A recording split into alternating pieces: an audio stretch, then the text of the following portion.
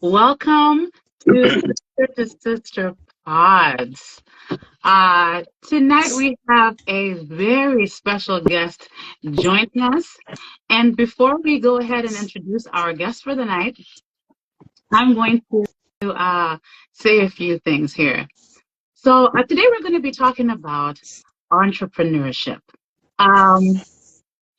We are going to be talking to Mr. Bobby Thompson, and we have tons of questions to ask him. We want to know what inspired him to go into entrepreneurship. We want to know what makes a good entrepreneur. We want to know how he manages his time effectively as an entrepreneur, how he stays motivated, and so much more. So please stay tuned in with us tonight. And I would also like to welcome my co-host, my sister, Ms. Tabuho. I'm going to kick it over to you so that you can go ahead and introduce our guest for the night. All right. Mr. Bobby Thompson is a dedicated real estate professional and community advocate based in Southeast Minnesota. A native of Rochester, Minnesota, Bobby resides there with his family. He earned a bachelor's degree in business administration from St. Mary's University and has since built a career rooted in entrepreneurship and community service. In 2005, Bobby founded Reinvented Steel Fabrications, right? A successful metal fabrication business. This venture laid the foundation for his professional growth, instilling a strong work ethic, business acumen, and commitment to excellence that he carries into his real estate career. Bobby is very passionate about giving back as a co-founder of a nonprofit organization that he has helped raise more than $40,000 for local charities, making a lasting impact throughout Southeast Minnesota. Wow. When he's not assisting clients or contributing to charitable causes, Bobby enjoys spending time with his family, exploring the outdoors, and pursuing his passion for motorcycles. Very cool. Welcome, Bobby. Thank you so much for joining us on today. Thanks. It's exciting. It's my first podcast. I've never done one of these before. Okay. So. Well, welcome. Yes, welcome, Bobby. And before you say anything, wow. I know. Wow, let's talk about that bio real quick. Wow, you have you've done well for yourself in terms of just listening to your background and hearing how you have contributed to charitable causes in the community. That is very, very admirable. Thank you so much for taking out your time to join us today. Yes, we're gonna go right into it without any hesitations. Today we're going to be talking about entrepreneurship, as I said before. And according to Merriam-Webster's dictionary, an entrepreneur is defined as the following. An entrepreneur is a person who starts and operates a business or businesses, taking on greater than normal financial risks in order to do so. An entrepreneur is one who is responsible for all their risks and rewards of their business ventures. So, Bobby, we're going to roll right into this, right? It's discussion time now. Time for you to share, and it's time for you to take the floor and inform and educate us tonight. Tell us a little bit about yourself and your upbringing, whatever you feel comfortable sharing. Well, I guess I'm a first generation American. My parents come over from Scotland, and I think it was 1965. My dad was a police officer. My mom worked in dispatch, so that's how they met. And then somewhere along the way, my mom went through nursing school and became a nurse, and then decided to do the American dream and move to the States for better opportunities. And when they got here, they stayed in Missouri, and they lived with my great aunt, so my mom's aunt, who had met her husband in World War II and moved over here as well. So when they moved over here, they got into nursing school. My mom had to do it all over again because it didn't work in the States. And then my dad went through it. And then in the course of them going to school, they heard about the Mayo Clinic here in Rochester. and decided to move up here for the anesthesia program. And then that's how they ended up in Rochester. And then my sister was born, and then I was born. And they both went through that anesthesia program. So, I mean, I wouldn't say we were rich growing up, but we didn't want for much. I had a great childhood. My parents were very loving, and, they stayed married. And my dad unfortunately passed about 20 years ago, but, I think I got a bit of my work ethic from him, just because he came from the generation where you go to work and you bust it and get your job done. If there's work to do, you do it. And, I was kind of a punk kid at times when I was a kid, and, he'd get on to me. And I think looking back now, that kind of helped build a better work ethic than, having one now. So, long story short, I had a great childhood, a lot of friends, and a lot of love growing up. So it was a good time for me to grow up in the 80s. So. Wow. First and foremost, we'd like to, say, condolences, on your father's passing. I know that was quite some time ago, but it's we too have lost our father, and we know that it comes and goes, like in waves. Right. So, but he left you a great legacy. Let's go right into it. Just talking about your work ethic and everything that you've learned so far from your upbringing. So, sounds like you grew up in a loving home, which always definitely is a plus. What inspired you? What inspired you to go into entrepreneurship? I don't like being told what to do, so everybody goes through their jobs and they've got a boss, and you got to do work that you don't necessarily want to do. And I always remember early teenagers that I wanted to do some kind of business. I wanted to be my own boss, and I tried a lot of different things once I got, my wife and I got married in 2005, and we tried doing daycare for a while, and that shout out to people that do daycare, because that's a tough job, and it was too tough for me. Around that time, I'm artsy. I like, my metal fabrication business. It's more of a hobby than anything, but I do make some stuff here and there. And I like being creative. I kind of dabbled in learning how to do some oil painting, and watch the Bob Roth videos and try to do some of that stuff. Nice. So I tried taxidermy because it's kind of a creative thing, and that just wasn't for me. And continued with the metal work, and I love teaching people stuff. Everything that I did at Mayo Clinic. So I worked at Mayo Clinic for almost 13 years, and just about every job I had, I was a core trainer at some point. Okay. My last job there was in education, so I like to teach people things. And through some, I won't get into it because we don't have enough time, but I do have a story that got me into the permit to carry firearms. I'm a big Second Amendment guy, and we can kind of chat about that later with my nonprofit stuff if we get to that. But there was an incident that happened out when I was hunting that made me call my instructor and say, hey, this is what happened. How do you think I handled it? And then basically said, if you want more people to help teach this, I'd love to learn it, because I figure if I can teach it, that makes me an expert, and I'm going to know as much as I can know. So I've always kind of gravitated to want to teach people things. So I taught permit to carry classes for about 8 years. And I remember my wife and I, when we got our first house back in 2004, we would watch this show called Flip This House. And these guys were, I'm sure Hollywood and magic of editing and everything makes it look easy. But I remember watching these guys flipping houses, and I'm like, that is the coolest thing ever. I wanted to learn how to do that.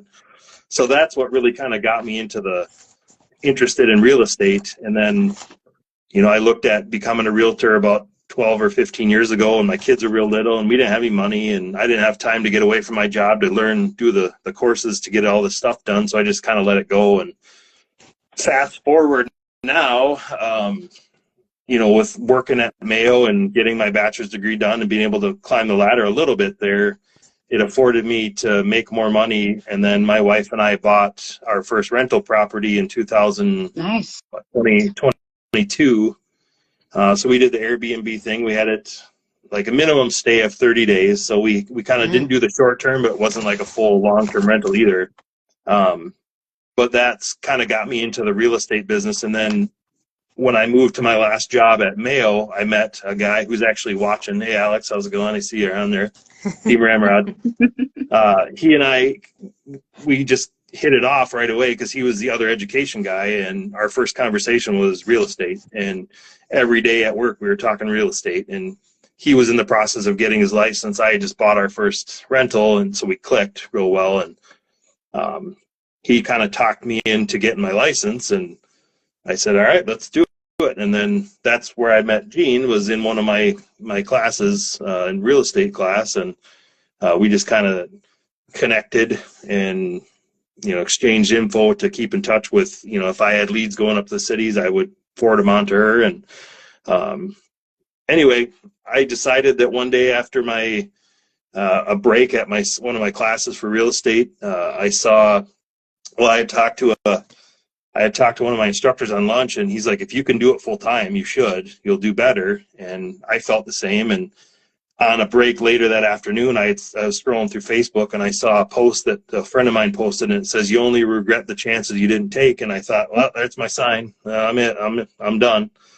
So I went and put I gave him 6 weeks notice, but I gave him notice before I even got my license, because I just was ready, because I'd had enough of working in the W-2 world, and I wanted to work for myself. And I was on the bus one day getting shuttled back to my truck, and everybody was just like a zombie on their phone, and I was like, I'm done doing that. I just don't want to anymore. And so that kind of led me into the real estate world and actually getting my license, and it forced me to work, and it forced me to try to find work. And my first year I did better than I thought I was going to do. So that was kind of a validation for that move into a full-time realtor from working at Mayo Clinic.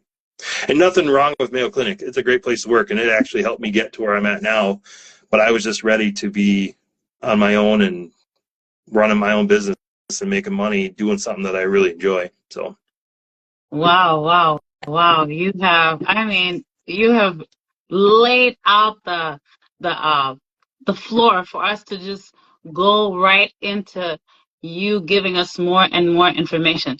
And I mean that when I say this, I mean that, first of all, yes, we did meet in a real estate class, and we didn't really get so acquainted with one another, but there's something about Bobby that I really just was drawn to, the fact that he had this job that he was very comfortable with. He had been in employment for a long time, and then hearing how he took the chance to go after his dream, to to become an entrepreneur, to do something different. I really admired that about him, and I admired the fact that he was that he's a family man, and it made me curious. Like, how is he going to balance everything when he's done with real estate school? How is he going to, work and still balance home life? So yes, that's the reason why he's here today. As I did keep in touch with him, and I'm so excited for you guys to hear more about his journey and just taking risks. Learning to follow your gut and follow your intuition and to take risks. That's what we're here talking about. That's what entrepreneurship is. Entrepreneurship is it's a complete diversion from the norm, right? It's a total risk taking career. Most entrepreneurs are risk takers. So let's go into talking about your entrepreneurship journey so far. You completed your your real estate school, you got your license. How has it been since then? Like, when you, as an entrepreneur, what kind of planning goes into that? Like, because obviously you're not doing the 9 to 5 anymore, so you don't have the guaranteed income. You don't have the 2-week paycheck, after 40 hours. So how do you strategize for that? Or do you strategize? Do you plan? And if you don't get that commission that you're hoping to get, if you get that no, how have you been able to sustain yourself, even just mentally, when you hear the word no, and it's like, okay, now I have to rely on, rely on faith or whatever it is that you rely on as an entrepreneur. Yeah, just tell us, what's the strategy? Do you plan? You know, and yeah. So I work with Council Realty of Rochester, and the broker owner, Joe Sutherland, he pays a lot of money for coaching that we all have access to, and some of the top earners in my brokerage follow that stuff. So I talked with Joe when I first started, and he said, if you're going to do full time, you need to be in the office. You need to be treating it like a job. So that's what I did. I went in every day. Part of my negotiations with him and going there was to have an office, and we worked that out. And I figure if I'm paying for it, I might as well go there. So I treat it like a 9-to-5 job. I don't go in every day, but in the beginning, I went in just about every day. And I just had to learn. And so I would jump onto the training that he allows us to get onto. And there's so much information on that this it's called the locker room, and it's basically designed to make good agents great agents. And there's so much stuff on there that allows me to learn and read and implement different ideas. And then we do coaching every week, and I jump on those every week and learn from other people that are seasoned, other people that are new. So just putting the effort in and going in and treating it like an actual job is what I started doing. And then it took me like 7 months to get my first closing, but after that it was 1 or 2 or 3, even 4 a month at times for that last 6 months of my first year. So it just kind of snowballed, and the more people that I talked to and more people that I met, I started getting referrals from lenders and from friends, and it's just kind of snowballed into continuous work. And I think that if you are dedicated, and I think if you make the sacrifices and stay disciplined, which it's super easy to get sidetracked and be like, hey, it's a really nice summer day, I'm going to go jump on my bike and go ride for a few hours. Well, if I don't make closings, I don't get paid. So, one of my big motivators is not just my family's my biggest one. I love my family and I do anything for them. But a big motivator is fear, and fear of failure, fear of not paying my bills. And I heard a quote somewhere along the way that says, when you're a realtor, you wake up unemployed every day and you have to go find work. And that's how I kind of look at it. I'm, like I said, if you're a commission-based job or 100% commission-based job like I am, and it could be any job, you wake up unemployed. So you have to go find work. And if you don't put the effort in, you don't find it. So fear is a big motivator, and I think that can be still a positive. It's just fear of failure. I don't want to fail. I literally put all my eggs in this basket, so I have to make it work. I love that you talked about fear, because here at Sister to Sister, we do love the Lord. We do like to spice it up. We talk life. We talk, all things life, just, from different aspects. But we do love the Lord. And I'd like to go into a little bit of, 1 or 2 scriptures just to kind of bring it back to that fear factor that you're talking about. So when I think about fear, I think about the opposite of fear, which is faith, right? It's almost like they go hand in hand. On one hand, there's that fear that's driving you to achieve whatever it is that you want to achieve, but you can't achieve that without faith. So you kind of need them in order to go forward, to be successful. You need to work. You need those 2 things to go hand in hand. So let's talk about Hebrews 11, verse 1. That's a Bible verse out of the Bible that says, faith is the assurance of things hoped for and the conviction of things not seen. In the Bible, the word fear is mentioned more than 365 times. Again, I'll say the word fear is mentioned more than 365 times. That to me means that God understood plain and clear that there were going to be lots of times in our lives that we'd be afraid, that we'd be fearful, especially when we step into the unknown. for me, I think that entrepreneurship is very unpredictable. Unlike being employed, as I mentioned earlier, you have that guaranteed paycheck. So when I think about not having that cushion, yes, I do feel very fearful. Even myself, as someone who's trying to venture into entrepreneurship, I do feel fearful. I have gotten comfortable with being paid every so often. I know, okay, I'm going to pay my bills this way and that way and this way. So stepping out into the unknown and saying I'm going to go into entrepreneurship and I will have to depend on my works and my faith and my courage and my belief system to to accomplish whatever I need to accomplish or to get that commission. For me, I feel like that's good, but for me, I don't feel, as a believer, I don't feel that's enough. There are many times, so many times, where I have been afraid and I have gone to God about that, with that fear, knowing that with God all things are possible. I do not believe that we're on this earth, that we just blew ourselves into existence. I believe that God created us, and He created us for a perfect purpose, right? And I love the fact that you mentioned that, the fear factor, because that shows that you're vulnerable. It shows that you're human. Yes, you're a man, but you're a human being, and without that fear, what else would drive you? So I love that you mentioned that you're afraid.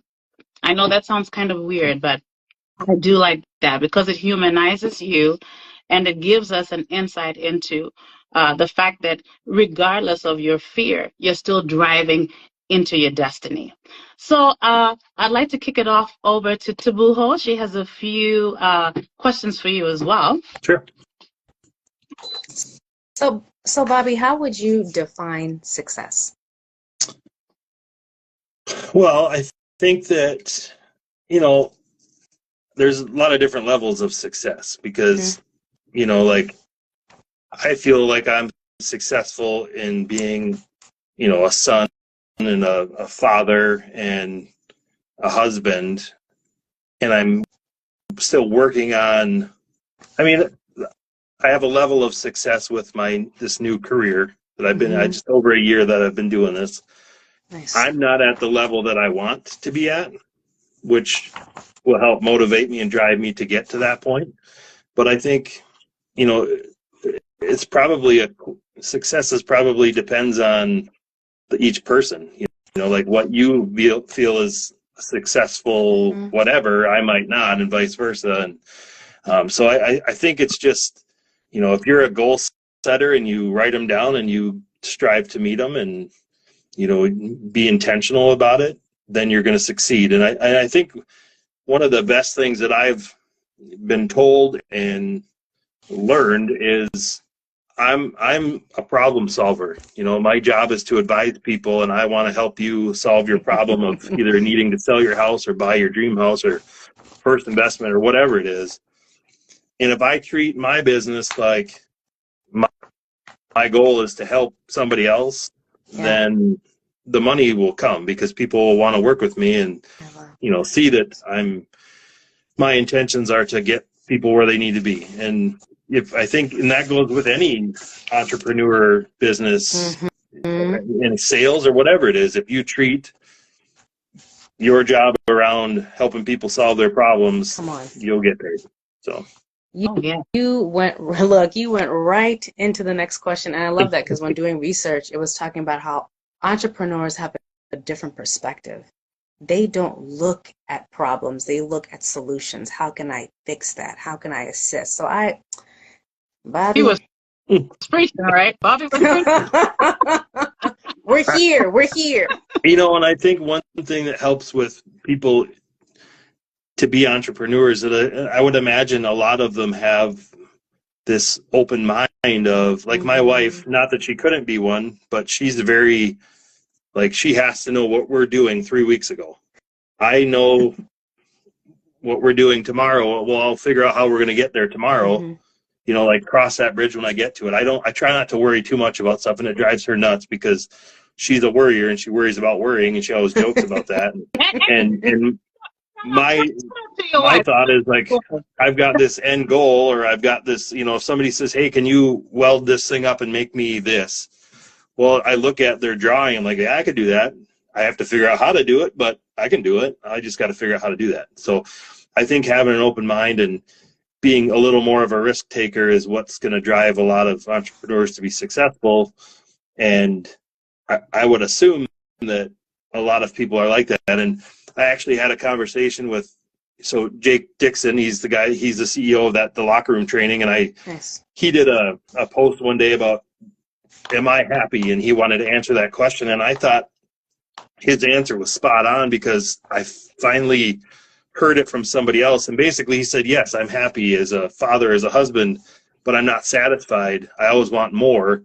And I'm like, that's exactly my thought. Like, I want to, I've tried all these different things, and I've had a lot of, I've had the opportunities to do a lot of different things and learn a lot of different things. And like, that's the entrepreneur's mind, is multiple businesses, multiple streams of income. And that's not a bad thing. It's just, my wife is like, just pick one thing and stick with it, do real estate, fine. Well, I don't think like that. And I think a lot of other entrepreneurs are the same, because you need to have a different outlook on how to get from point A to point B versus just a straight line. Sometimes you got to deviate a little bit, I want to give a shout out to your wife real quick, because it takes a woman who trusts her husband to allow, and when I say allow, I'm not saying this to give you permission, but to support. She's the boss. Yeah, I know. I get it. For her to support your initiative to go into entrepreneurship. I really have to give a shout out to her, because there's some women who may be afraid of that. They may be afraid that they don't have that cushion that I was talking about, that 2-week paycheck coming into the house. But the fact that she is supporting your journey is a beautiful thing. Yeah, just wanted to thanks. It took a little bit of convincing. Same with when we bought our rental property. We got an equity loan on our house, and we were going to build this big garage that I wanted, because my garage is too small. I never have a big enough garage. And I started thinking, well, why don't we take that money and put it as a down payment on a rental house and make some money off of it? And it took some time to, show her where I'm coming from and how we can make it work. And, she didn't think that it could ever work. And next thing you know, we got 2 houses, and we're making it work. And it was cash flowing. And we decided together, we ended up selling it this past summer, just because I didn't know exactly where I was going to be with this first year in real estate. So I didn't want to get stuck with 2 house payments. So we did sell it. But I have no, there was no emotional tie to that house. I can go get another one whenever, but my job right now, I need to focus on that. So I will get back into the rental business at some point, but it gave me a lot of experience with how to deal with people, how to be a landlord, and how to manage that kind of business. So it was a good experience. But the same thing, like you said, for me to sell her on the idea of going 100% commission was a tough sell, but she trusts me, and she, it worked out. And it goes back to, I don't want to let her down, so I have to do it, and just make it work. There is no option to not make it work. So. Wow. Listen, look, Bobby is touching on so many qualities of an entrepreneur. You guys, I hope you're catching this. He touched on, so when doing research, they talked about entrepreneurship, entrepreneurs having critical thinking. During your story, you mentioned creativity and how you wanted to teach. You took a lot of initiative, problem solving, communication, being flexible and adaptable. All those qualities you have mentioned, he's bopping and weaving it into his life story. And entrepreneurs need to know how to sell. Yeah. And Bobby just talked about how he sold his dream to his wife so that she could run with it. Look, Habakkuk 2:2, come on now, write the vision, make it plain. And he who writes it, one who reads it is going to be able to run with it.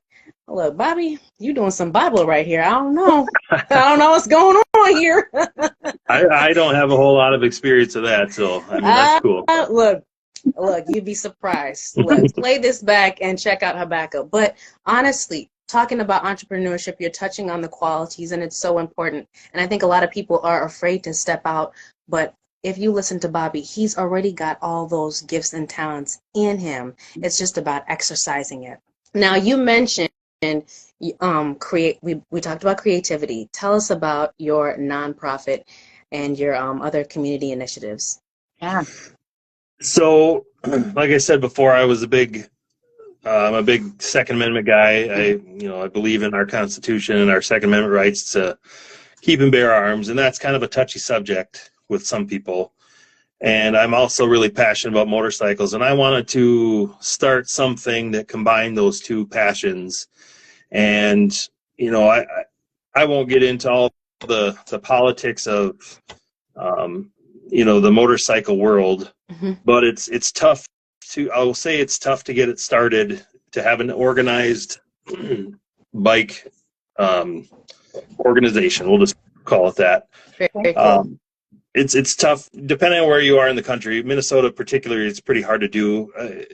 We're at what we call an association level, so we're way in the bottom of the totem pole, but we've got good relationships with these different motorcycle clubs and motorcycle groups and gun groups. And basically we started out as we wanted to just ride around with my buddies on motorcycles and support what we wanted to support. And we started gravitating to certain people, and we'd bring them in, and it would grow and it would grow. And then at the next point, we're doing bike nights and getting vendors to come down. And we had, I think we've done 6 or 7 years now worth of bike nights. And each year it's gotten bigger, more vendors.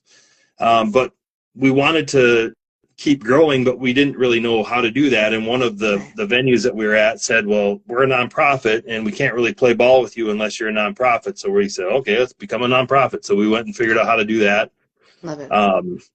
And we run, so our organization is called the Steel Horse Militia. It's not a militia in the sense of we're running out in the woods and, running drills and shooting guns. It's not like that. I think that stuff's cool, but that's not what we do. But we had this, like, if we're a nonprofit, we got to be raising money for something. So one of the guys that used to be with us, he had a connection to a lady named Brenda Nelson, and she runs the Rochester chapter of the Magic Yarn Project. And the Magic Yarn Project is a national nonprofit, and it started in Alaska. I don't know how long ago. But basically what they do is they make yarn wigs for children that are battling cancer, or maybe they have, for whatever reason, they need to wear a wig, but they can't wear a wig that has traditional materials. So they make them out of yarn, and a lot of them are like Disney characters, fun stuff. So these kids can just, forget about cancer for a while and just be a kid and have fun. Yeah. So we heard about that, and we're like, well, let's donate to them. That sounds awesome. Well, turns out Brenda had never had any sponsors or donations from anybody. It was just her and her friends doing these. So we're like adopted them as our charity. So we start selling our gun raffles, and all that money a lot of that money gets donated to Brenda and her chapter of the Magic Yarn Project. And I think we're somewhere in the last 4 or 5 years, out of the 40,000 we've donated back to the community, I think about 16 or 17,000 of that has gone to her chapter now. So that's an awesome feeling to be able to help her do that. And we've talked before. She's like, I don't know how you guys raise all this money. And I said, I don't know how you make all these hats. Go, you do that job and I'll raise the money. So that's our agreement. So she thinks she's got the easy job. We think we have the easy job. So it clicks, it works. And she's a cancer survivor herself, so it's really near and dear to her what she's doing. And we tell people, hey, you want to buy a raffle ticket? It's helping kids with cancer. And they're like, yeah, take my money, take it. So it's pretty cool. And we've got a bunch of guys that are putting in time, and we're all volunteers, and none of us take any paychecks from it. It's all gets donated back, and we run it like a business, and that's why I think we're successful. Is we've got a lot of good-minded guys that are helping out. And everybody has their strength, and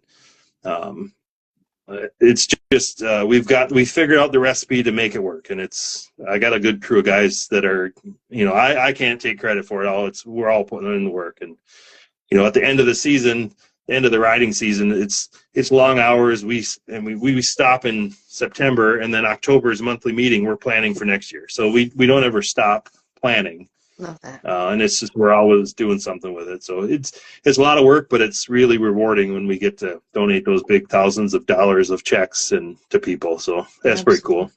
Absolutely. And it just shows the heart. It just shows the heart of you and your team. Yeah, and motorcyclists in general are some of the most giving people you're ever going to meet. And, you know, you're broken down on the side of the road, some random guy on a bike will stop and ask if you need help. You know, like, that's the type of people they are. Listen, wow. You guys are brave, because I've been on one once and I was like, I can't. I can't. That's what's so funny. I was just about to say, first and foremost, getting on a motorcycle. Listen, I've been on a motorcycle twice, and I thought I was going to lose my life. Okay? I was scratching, pinching, pulling, yanking the person who I was, you know, riding with, and I was, get me off of this thing. We're riding so fast down the highway. I thought, I literally, honestly, I thought that was going to be my last, that was a good 20 years ago, but I thought that was my last day on earth. But that you're very brave, to hop on a motorcycle. You're brave. So, and that's also fun. And it's a sort of like a brotherhood almost, right? Mm-hmm. Oh, totally. Yep. Yeah. Yep. I absolutely love that. What was I going to say? I was going to talk about, really quick, T, I wanted to sneak in something about vision, right? Because obviously you can't do anything without a vision, in my opinion. In Proverbs 29, verse 18, the Bible says, where there is no vision, the people perish. So in other words, without a sense of direction or without a plan, one is bound for failure. So this to me means that one needs to have a clear vision for their future, because we all know that vision births purpose. And without vision or purpose, your life will be aimless, pretty much, you know. So I wanted to find out, what are your long-term goals? Just you don't have to go into, you know, to give us so many, but give us a little glimpse into your long-term goal. Where does Bobby see Bobby 20 years from now? If things carry on and things kind of progress and go up and up and up, where do you see yourself? I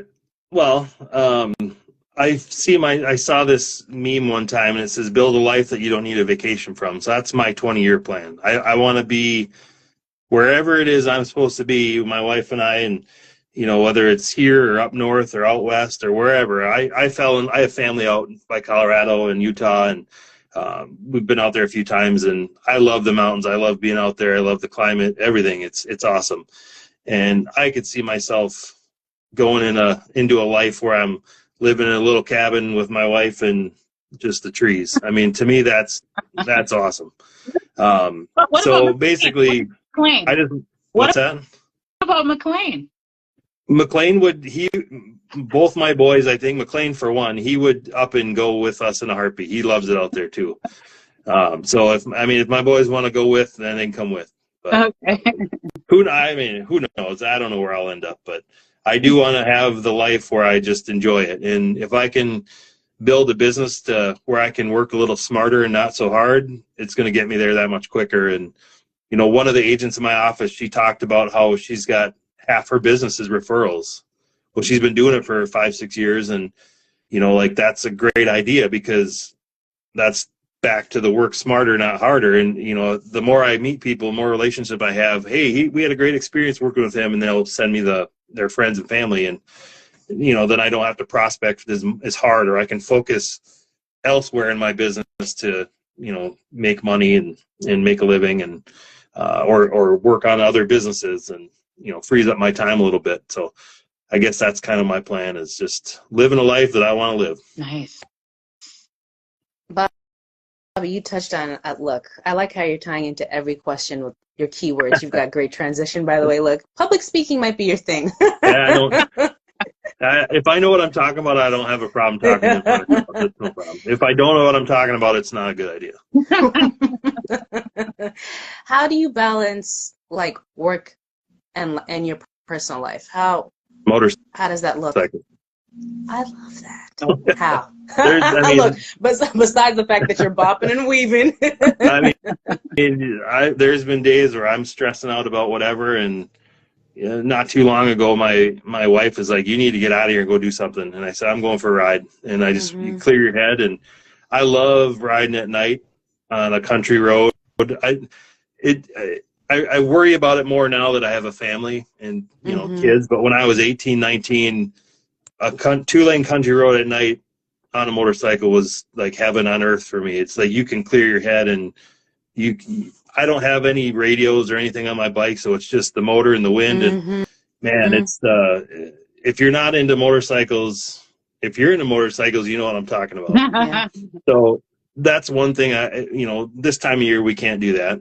No. But I think finding passions and finding hobbies and things to, not always have to work. Like this job, I don't say I have a flexible schedule. I just have control over it. So I like that. Like I've had times where I'm sending work emails at midnight because I'm working on something that just has to get out by then. There's times where I'll be showing houses all day, and then I've gotten home and gotten a call from somebody else. "Hey, we want to go see this house." I'm literally turning around and going right back out the door. But then there's days where I sit on the couch and I just watch TV. Like you have the control to make your schedule how you want it, and you can work as much as you want. And that's what's so great about this business is, yeah, I'm commissioned. I'm 100% commission, but I don't have a salary cap anymore. So if I want to work as hard as I want to work, I could make hundreds of thousands of dollars, or I could make $20,000. It just depends on how much I want to put into it. And this is definitely a business where you get out of it what you put in it. And, so I think that having that freedom to make my schedule how I want is a great way to balance life and work. And so that's that. Speaking of balance, how does Bobby listen? We've been talking about here at Sister to Sister, we've been talking about self-care, men's self-care, men's health. We started with men because we believe that men are the bedrock of the family. We believe that when a man is in the home, there's balance, there's structure, there's principles, there's morals, and so much more. So I want to ask you, as a man in your house, how does Bobby care for Bobby? Besides, outside of, riding your motorcycle, because look, I know you're going to go back to that again. But outside of that, what would you say is a good tip for self-care? And you can also include other men in this. What would you advise other men to do, in terms of taking care of themselves? Are you talking like, just being healthy, or are you talking mental health, or what kind of, I guess, what area do you want me to talk about? It could be anything. I mean, just don't even think about it. Just go.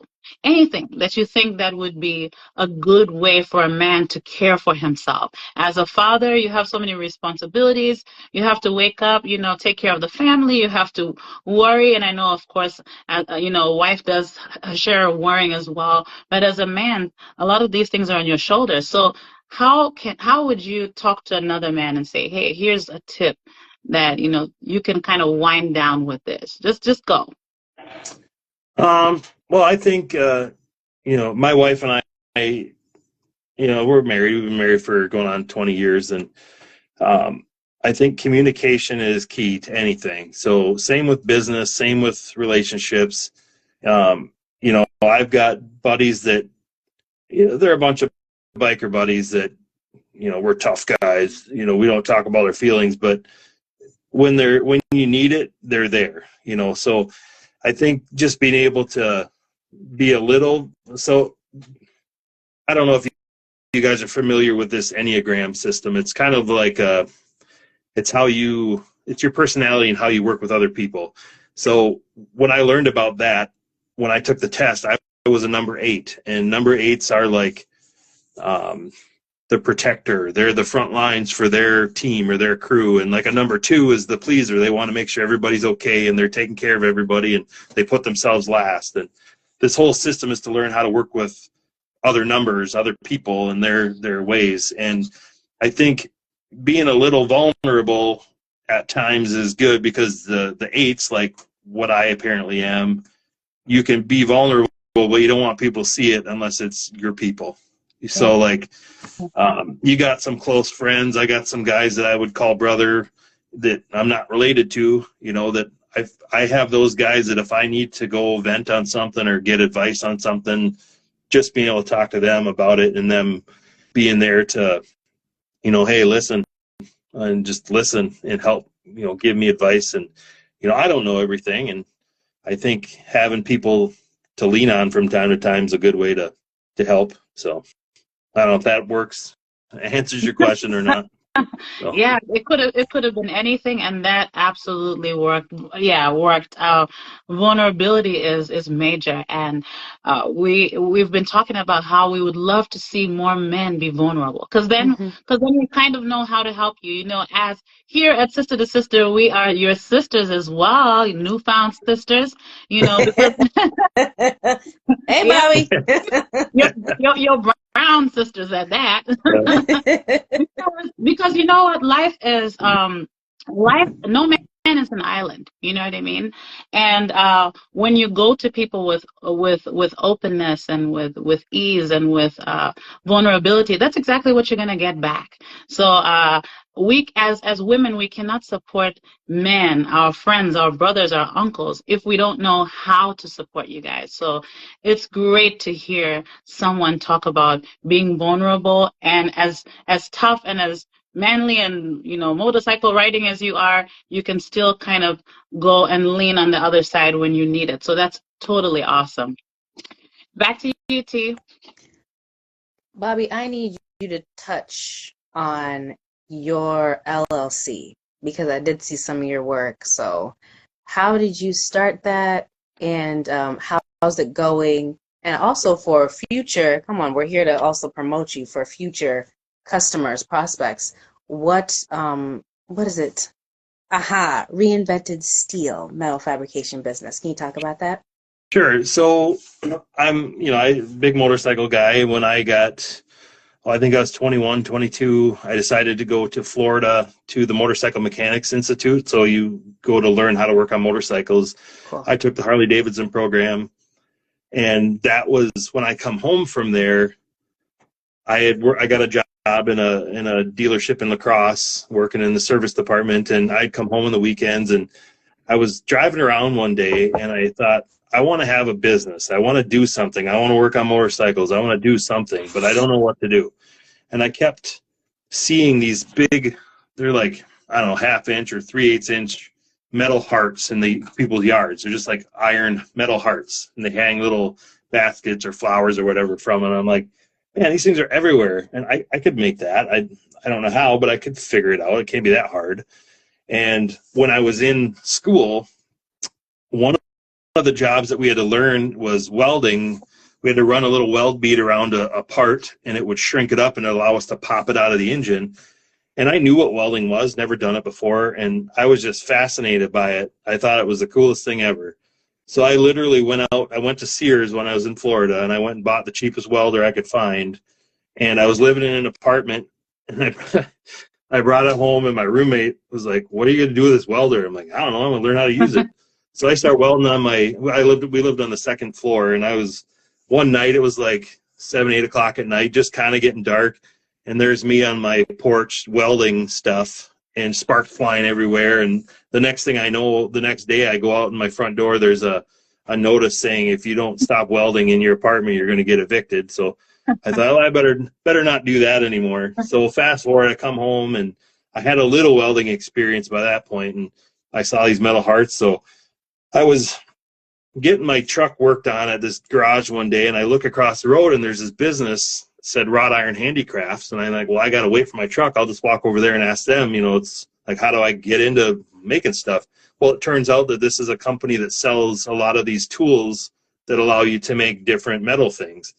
So I'm like, it just is supposed to happen. I'm supposed to be here. So I went and I bought all these tools and started making stuff. And I'd make like little candle holders, little trinket stuff here and there. And I'd go to craft shows, and I'd hardly make my money back, because I can't really compete with these big box stores that buy this stuff in bulk from other countries. And So I just kind of quit doing that and geared it more into making railings for people. And my wife's uncle asked me to make a vine style, looks like vines growing out of the ground, and they found some rocks on their property, and they wanted me to wrap these vines around the rocks and make it kind of an earthy kind of thing. And so I made 3 panels for their railing of this house that they built, and then the lady that was designing their kitchen saw it, and she had a client that really liked it. So then I got to make this, I got commissioned to make this big long stairway. It's 14 different individual stairs, and I made 14 individual pieces of the same idea as vines and rocks, and I got to wrap metal around rocks. And so that was kind of cool, and I just kind of get business from that. And it's kind of taken a back seat for a while, but the whole idea with Reinvented Steel was I wanted to take something like, originally it was motorcycles. I wanted to take like a gas tank and cut it all up and reinvent it and make a new one that looks different with some of the original parts to that gas tank. So I'm reinventing the steel. That's kind of how I came up with the name. And my favorite band is Pantera. It's a heavy metal band, and they had an album. Their last album they made was called Reinventing the Steel. So I'm like, Reinvented Steel, that's it. You know, that's what I'm going to call it. So I just started that in 2005, and I haven't done a lot with it, but I'm hoping now that with my newer schedule that I can, actually schedule a little more time in the garage and actually do some stuff with it. And now, some of my buddies like to give me a hard time because I got a bike that I've been working on for years, and they all give me a hard time because I don't finish it. And one of the guys in my bike group, he challenged me to do a bike build off with him this winter so we can kind of engage our followers from the Steel Horse area. And he's building a bike and I'm building a bike, and we're videotaping it, and then he's editing it and making little build off videos so we can kind of keep people involved with what we're doing over the winter. And then it's his garage, his Black Thumb Garage, and my company's Reinvented Steel. So we're just kind of friendly competition. And our first bike night in May that we have will be the reveal, and we're going to get people to vote on it and just get bragging rights. And I can rub it in his face when I win. So it's going to be cool. You know? John, I hope you're listening. The confidence. Confidence. Yes. Actually, you're a very confident guy. And you know what? Confidence actually is key. You know, you cannot step out there and take risks if you don't have confidence. So that's a very admirable characteristic. Yeah. But listen, Bobby, I mean, we have man, you have a lot going on. You're actually very I got too much going on. That's another problem that I have is I always take on too much, and then I start projects and I don't finish them. A little ADD going on there. And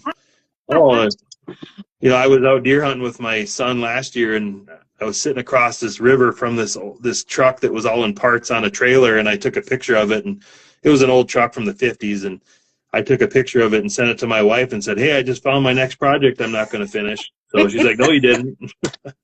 So yeah, I take on too much, but that's never going to change. So.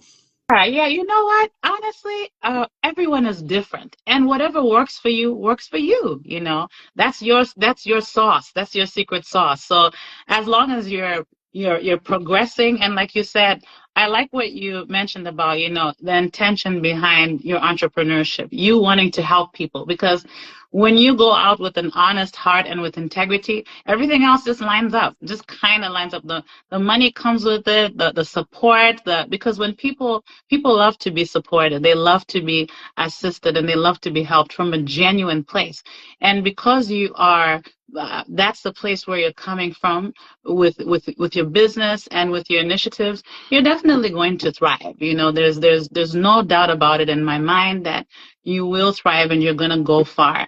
So when we think about the distance, we think about legacy, right? We think about because obviously we know that we're not going to live forever. We're all in line. One day we're going to, have to answer to that call. So as of now, we are here. So, but when we sit and think about legacy, what does Bobby think about when he thinks about legacy, and he thinks about his children, his family, his grandchildren, and what he would want to leave behind. If you were to go tomorrow, what would you want to leave behind for your family? I just want my family, my boys, my wife, they all know I love them, and I just want them to feel about me the way I feel about my dad. Like, I wish my kids would have got to meet him because he was awesome. He was grumpy at times, but what dad's not grumpy at times, but he was always the life of the party, and everybody loved him. And I think just enjoying life, and I have my bad days just like everybody else, and I've got good days too, and I've had some of the really good ones lately, and it's pretty awesome. But I think just knowing that my kids can always count on me for anything, and my wife can count on me for anything, and just knowing that I loved them, and that's probably the main thing. I can't bring any of the stuff with me, so I might as well enjoy my life and have them enjoy theirs. And I want to build a life that they can enjoy and not worry about. And I had a really great childhood, and they always say you want your kids to have a better childhood than you did. Well, I had a pretty awesome one, so I got a lot of big shoes to fill from my parents to do that for my kids. But my kids really don't want for anything, and I mean, they want stuff, but they've got a house, they've got food, and now that they have jobs and cars, they have a little bit of taste of freedom. So it's kind of getting to that point now where we're almost transitioning into, my kids are only 15 and 18, but I mean, feasibly they could be out of the house in a couple of years, and that's our next chapter with my wife and I. So let's figure out what our next plan is. But I just want, to build that life. So if I've got, multiple rental properties down the road and I kick it and my kids don't want to do that, well, they can sell them and now they're set. Like I know some guys, like the big billionaires, are, I'm not leaving any of my money to kids. Well, that's to each their own. I want my kids to know that they have to put the work in if they want to make it and be successful. But part of being a parent is making sure your kids get what they need. And if I can, build a portfolio of investments and they sell them off when I'm gone, what's it matter to me? So, and just knowing that I did everything I can to take care of them. So. Wow, that was beautiful. T, I don't know if you had anything to add to what Bobby just said. That was very beautiful. Can you hear me? I just think Yep. it's beautiful about how you talk about the love for your dad. That alone says so much. And I just met you today, but I'm sure he's a wonderful man, because there is something that happens to your face when you're talking about him. So Yeah. I think that's beautiful. Yeah, seriously. Yeah. And guys, just to tie it all in with entrepreneurship, Bobby has touched on so many important things, but I will tell you the one thing two things that stand out to me about you, Bobby, and about entrepreneurship, and that's to be curious and learning. Yeah. If you play it back and listen to him, he's curious and he's always willing to learn. And I think that's so important. Hearing that from a man, as well as, even for women, it's so important. And I think that if you're going to take any takeaways from here, it's to stay curious. Stay curious and be a learner. Thank you so much for your time, Bobby. Yeah, I know there's like, I think there's Confucius. I think he's a Chinese philosopher. There's a lot of people tied to this quote, and it's, the quote is, if you're the smartest person in the room, you need to find a different room. And that's how entrepreneurship is. And I've heard that from following all these people online, and that's what they talk about. You don't want to be the smartest person in the room, because you want to surround yourself with people that are doing what you want to do. Come on, Bobby. And that's how you learn. And that's what I do when I go to my work, my brokerage, is I'm talking to the agents that are doing it full time and successful. And, our brokerage is really awesome, because we've got a bunch of people that are coaching and they're cheering everybody on. Like, when I get a listing, they're not jealous. They're excited for me. And there's other brokerages that it's like, oh man, I wish I would have had that. But we've got a team of people that are, hey, try this. It's not, your listing's not selling. Let's try this. And they'll give me experiences from what they've done. And man, they're just a wealth of knowledge there. So Wait, Yeah, definitely Mentorship. surround yourself with other people. Yeah. hold on. Mentorship's huge. You need a mentor. Whatever stage you're at, you need a mentor. Mm. Hold on. I just want to go back to what you said because we can't end this without touching. No, and I know that because we're sisters. You know where I'm going. We cannot end this conversation without touching on that. That what you mentioned about jealousy. You know, it's I don't want to talk because I can, I can talk too. I can Yeah. tell, but but I want to say this and say it loud and clear. As you said, if you're the smartest person in the room, you need to go to a different room. I also believe that in that room that you decide to go in, you need to have people supporting you. Just as you mentioned about your wife, she's not jealous of your goals. She's not jealous of of you progressing, she's supporting your initiatives, you being great. She's behind you. That's what you need in entrepreneurship. You need to surround yourself with people who are supporting you. 110%. Any hint of jealousy will be, it's going to kind of hinder you. It's going to hinder your growth.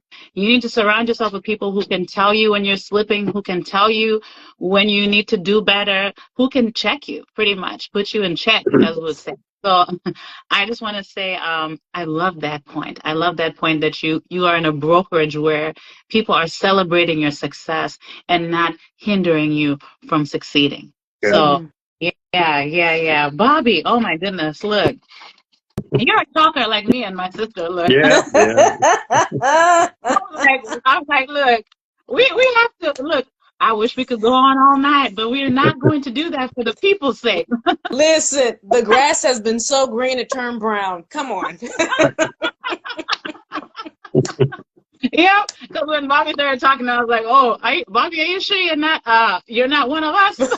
Because we love telling stories too. Thank you so much. First and foremost, thank you so much for your time. I mean, it's such a breath of fresh air. You bring a lot of encouragement, a lot of wisdom, and I love the fact that you were open to the invite and coming to share with us, to share your success, and to share the things that got you to where you are now. We want to wish you the best in your endeavors, and we welcome you here back, next time to talk about whatever it is that you want to talk about. You want to talk about your journey, you feel free to come back. But thank you so much for taking your time out to talk about your family, to share about your father and how important legacy is, from what your father, from what your father and your mother taught you in terms of family and togetherness. You're carrying that legacy on with your own family. What you're doing for your children is going to pay off even long after you're gone. Yeah. But while you're here, enjoy yourself, enjoy your journey, and please do come back when you get a chance. Yeah, anytime. Bob, is there anything that you want to say before we end this discussion, this conversation? Did you ask me that? Is that what you said? I guess I didn't. I believe your name is Bobby. Okay. Really? Okay. I guess any advice that I can give somebody that's thinking about it, like I was, like a lot of people, I was tied into a W-2 job because I made pretty good money, and the fear of not making money kept me there for a long time. I think people that want to break into entrepreneurship, you don't have to necessarily do it full time. Whatever it is, whatever business you get into, but you got to take action. You got to start somewhere, and you just got to do something. So just start. If you have a passion or something that you want to try, go try it. That's what's great about entrepreneurship is you can start a business and it might fail. You can start another business and then that one could fail, and you start another one, and then now you got some traction, and now you're going. My wife and I watched that. What I don't know what it's called, the Gordon Ramsay chef guy. He's got some show that we watch. Yeah, something like that. Well, he talks about he had like 12 restaurants fail. Wow. Well, dude's like top chef in the world. Everybody fails at something, and you just keep going. That's part of entrepreneurship. Is you fail, you just get back up, start something else. So just do it. Just start. Wow. You guys, we have. Sorry? We got to end on the quote that Bobby mentioned. He said, "You only regret the chance you don't take." Ooh. In the end, you only regret the chances you didn't take. Yep. Come on. Yep. Take it. Yes, yes, yes, yes, yes. Oh my goodness. There was so much to chew on here tonight. Thank you so much to Mr. Bobby Thompson, for joining us. Thank you for joining us, McLean, online. And to anyone else who watched from Bobby's camp, his friends, his family supporters, thank you so much. Even to our people here at Sister to Sister Pods, we're here to share information with one another. Let's keep sharing. Let us keep sharing and keep growing together. You guys have an awesome night. Have a blessed rest of your week, and take time to enjoy your life. Don't just live it, enjoy it. Thanks. See you guys soon.